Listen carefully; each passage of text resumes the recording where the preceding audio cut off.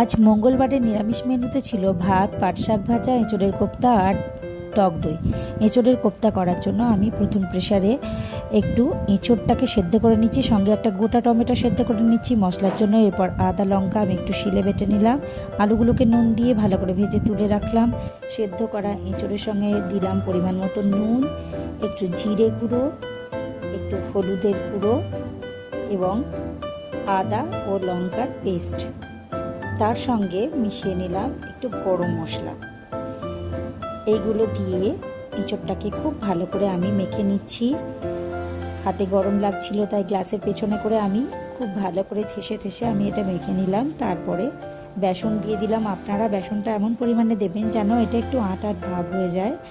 আমার এই এঁচোড়টা মাখা হয়ে গেলে আমি তারপরে ছোট ছোট বল তৈরি করব এবং বল তৈরি করার আগে প্রথমে হাতের মধ্যে সর্ষের তেল নিয়ে দুই হাতে তালুতে ভালো করে মেখে নেব এবং এই মিশ্রণটা থেকে ছোট ছোট বল তৈরি করব।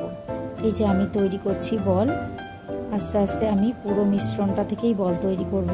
এবার এই যে আমার বল তৈরি প্রায় শেষ। এরপর কড়াইতে তেল দিয়ে আমি বলগুলোকে ভেজে নেব। বলগুলো লাল লাল করে ভাজা হয়ে গেলে বলগুলো আমি তুলে রেখে দেব।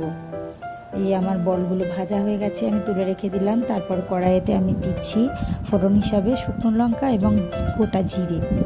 তারপরে দিয়ে দিলাম আদা এবং লঙ্কা বাটা এবং এর সঙ্গে অ্যাড করছি জিরে গুঁড়ো, হলুদ গুঁড়ো এবং তার সঙ্গে আমি ভালো করে কষানোর পরে দিয়ে দিচ্ছি আমার সেদ্ধ করে রাখা টমেটোটি ভালো করে কেলে নিয়ে আমি তারপরে মশলাটা কষিয়ে ভাজা আলু দিয়ে দিলাম, পরিমাণ মতো জল দিয়ে এবং পরিমাণ মতো লবণ দিয়ে আমি একটু সেদ্ধ হওয়ার জন্য একটা চাপা দিয়ে দিলাম এবং এই চাপাটা খোলার পরে দেখলাম আলুটা সেদ্ধ হয়ে গেছে। এরপর ছেড়ে দিলাম এঁচোড়ের বলগুলো।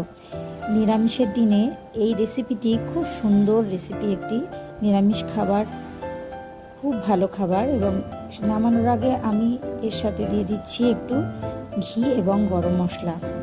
ভালো লাগলে আমাকে লাইক করবেন এবং রেসিপিটি আপনাদের কেমন লাগলো কমেন্টে জানাবেন।